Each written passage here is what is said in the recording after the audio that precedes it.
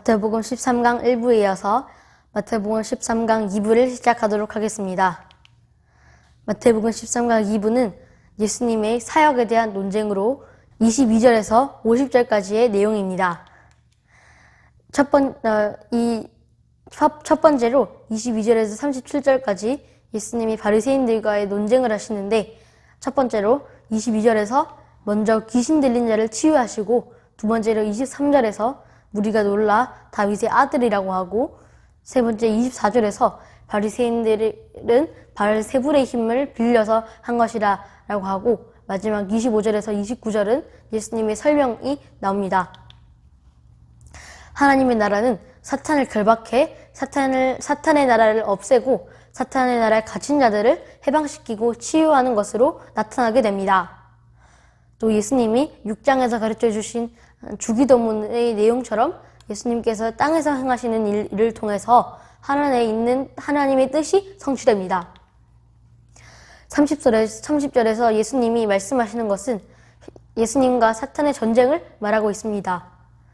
예수님과 함께하지 않은 사람들은 사탄의 편에 서 있는 것이고 예수님과 싸우는 것이 됩니다. 예수님은 이스라엘의 잃어버린 양들을 찾으러 왔고, 또 예수님과 함께하는 자들은 양떼를 모으는 것과 같은 회복과 구원의 과정에 예수님과 함께 참여하게 됩니다. 반대로 예수님을 반대하는 사람들과 예수님이 전하신 하늘나라 복음에 부정적으로 반응한 사람들은 예수님의 사역을 대적하는 편이 선 것이 되므로 모이는 양떼가 아니라 오히려 흩어지는 양떼가 됩니다. 따라서 예수님이 전하시는 하늘나라 복음에 긍정적으로 반응하느냐 아니면 또는 부정적으로 반응하느냐에 따라서 예수님과 함께하는지 또는 대적하는지가 변하게 됩니다. 31절에서 32절에서는 예수님이 성령을 크게 강조하시는데, 성령을 거역하는 자는 용서받지 못할 것이다 라고 하십니다. 성령의 사역을 악이라고 해서 성령을 모독하는 것은 자신을 생명의 길로 인도하는 것이 아닌 오히려 사망의 길로 인도하게 되고 죽음에 다르게 됩니다. 결국 성령을 거역하는 자들은 자신의 회개할 기회마저 자신이 스스로 버린 셈이 됩니다. 바리새인들이 목격한 것은 새로운 질서의 도래였으나 그들은 이것을 사탄의 일이라 하고 선언함으로써 회개할 수 있는 기회를 스스로 없애버리고 예수님과의 관계를 단절시켜버리고 스스로 기회를 끊어버렸습니다.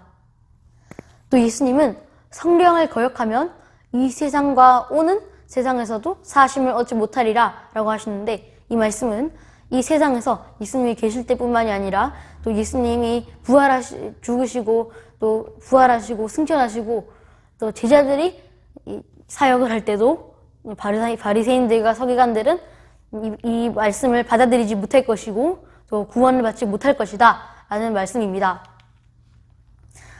이어서는 예수님이 그 열매로 나무를 아느니라 라고 하십니다. 12절 33절에서는 예수님이 나무도 좋고 열매도 좋다 하든지 나무도 좋지 않고 열매도 좋지 않다 하든지 하라. 그 열매로 나무를 아느니라. 예수님과 그의 사역을 악으로 규정하고 예수님이 사탄의 왕에게 힘을 빌려 쓴다 한다라고 하면 스스로 자신이 나쁜 나무임을 증명하게 되고, 또 나쁜 나무인 바리새인들이 맺은 나쁜 열매는 성령에 대한 모독입니다. 그래서 앞에 31절에서 32절에 나오는 내용과 뒤에 그 열매로 나무를 아느니라 라는 말씀은 서로 연결됩니다. 이어서 34절에서 마음에 가득한 것을 입으로 말함이라 라는 말씀은 마음 곧 사람의 중심에 가득 찬 것이 넘쳐나게 될 때는 열려서 입을 통해 바깥으로 나오게 된다라는 말입니다. 그러므로 가장 시급한 것은 외부의 것이 아니라 밖의 것이 아니라 속에 가장 중요한 것을 바꾸는 것입니다. 예수님의 사역을 성령의 능력에 의한 것임을 인정하는 자마다 마음의 중심이 새롭게 될 것이고, 마음의 중심에 있는 우리 마음의 주인이 사탄에서 예수님으로 바뀌게 될 것입니다. 이어서 예수님에게 바리새인들과 서기관들은 표적을 보여달라라고 시험을 합니다. 38절에서 서기관들과 바리새인들 중 몇 명이 예수님의 정체를 알기 위해 또 예수님을 올무에 빠뜨리기 위해 표적을 구합니다. 표적은 그 사람의 정체를 파악하게 해주는 수단으로서 주로 기적을 나타내지만 단순한 기적을 넘어서 하나님이 자신의 권위를 주었다라는 것을 증명하는 표시입니다. 바리새인들과 서기관들은 예수님이 하나님이 보내신 자인지 시험하기 위해 또 알기 위해서 예수님을 올무에 빠뜨리기 위해서 표적을 구합니다. 하지만 예수님은 바리새인들과 서기관들에게 자신을 시험한다는 것을 아시고 너희에게 보여줄 표적은 요나의 표적밖에 없다라고 하십니다. 그렇다면 예수님의 요나의 표적은 무엇을 뜻할까요? 이것은 요나가 선지자의 사역을 통해 경험한 표적입니다. 마태복음 12장 40절에서는 요나가 밤낮 사흘 동안 큰 물고기 뱃속에 있었던 것 같이 나도 밤낮 사흘 동안 땅속에 있으리라. 바리새인들과 서기관들은 기적적인 표현과 위대한 놀라운 기적을 구했지만 예수님께서 보여주실 표적은 강력한 힘이 아니라 예수님께서 직접 고난을 겪으시면서 약한 표적을 보여주십니다. 예수님보다 작은 존재인 요나가 하나님의 백성이 아니라 이방인들에게 심판의 메시지를 경고했는데 이방인인 니느웨 사람들은 회개를 하고 용서를 구했지만 요나보다 더 큰 자이신 예수님이 직접 오셔서 회개의 말씀을 전하시는데 이스라엘 백성은 하늘나라 복음을 전하면서 이스라엘 백성은 마땅히 회개로 반응해야 했지만 서기관들과 바리새인들은 회개로 반응하지 못하고 오히려 예수님과 그 제자들을 비판하고 정죄합니다. 또 스바 여왕도 이방인인데 멀리서 솔로몬의 지혜를 듣기 위해 왔습니다. 하지만 솔로몬보다도 더 크신 하나님의 아들이 와 계시는데도 이 세대는 하나님의 아들이신 예수님을 알지 못하고 올바로 대하지 못합니다. 이어서 43절에서 45절에서는 더러운 귀신이 복귀에 대해 나옵니다. 더러운 귀신이 쉴 곳은 들어가서 괴롭힐 대상입니다. 또 더러운 귀신이 괴롭힐 대상은 바로 사람들이고 또 더러운 귀신은 사람에게 다시 들어가려고 합니다. 그런데 예수님은 명백하게 귀신 들린 자를 다시 치유하셨는데 왜 다시 이 귀신은 들어가려고 할까요? 왜냐하면 치유받은 사람의 마음이 온전히 회복되지 못하고 예수님께로 가지 아니하고 중립 상태에 있기 때문입니다. 구원 역사의 단계에서 예수님은 축기 사역을 통해서 이스라엘을 청소하시고 다시 이스라엘 사람들을 예수님께로 오도록 만든다고 할 수 있습니다. 예수님의 치유를 경험하고 회개와 믿음과 순종으로 반응하지 않다면 이 세대는 지금보다 훨씬 더 심각한 처지에 놓이게 될 수 있습니다. 유대인들은 예수님이 가져오신 구원의 혜택을 완전히 누리지 못하고 잠시 누렸습니다. 그들 대부분은 예수님께서 진정으로 원하시는 회개에 합당한 열매를 맺지 못하고 또 예수님께서 진정으로 원하시는 데의 뜻에 관심을 두지 않았습니다. 그 결과로 예수님이 오기 전보다 훨씬 더 큰 고통을 당하게 될 것입니다.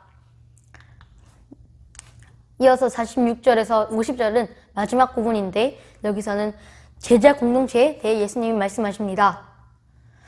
예수님의 제자가 된다는 것은 예수님의 가족이 되고 예수님처럼 하나님 아버지의 뜻에 따라 행한다는 의미입니다.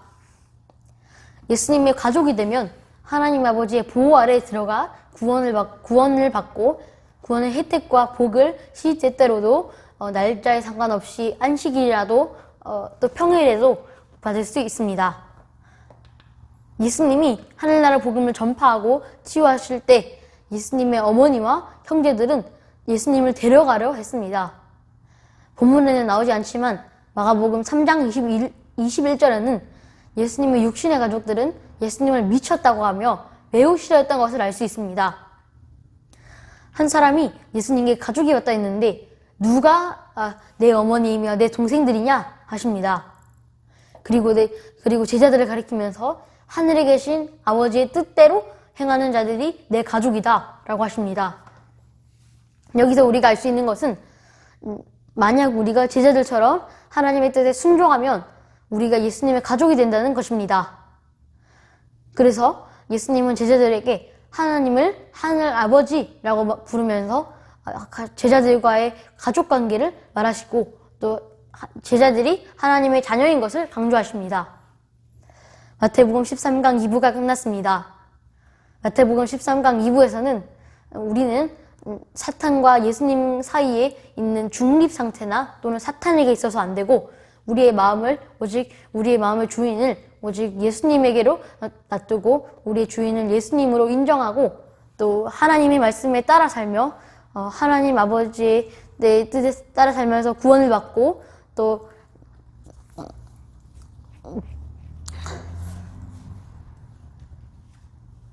마태복음 13강 2부가 끝났습니다. 마태복음 13강 2부에서는 우리 마음이 사탄이나 중립 상태에 있어서는 안 되고 우리의 마음은 예수님에게로 하나님에게로 향해야 하고 우리 마음의 주인은 오직 예수님이어야 한다는 사실입니다. 또 우리가 하나님의 말씀에 순종하면 우리는 예수님의 가족이 되는 것이고 하나님의 자녀로서 구원의 복과 혜택을 누릴 수 있습니다. 감사합니다.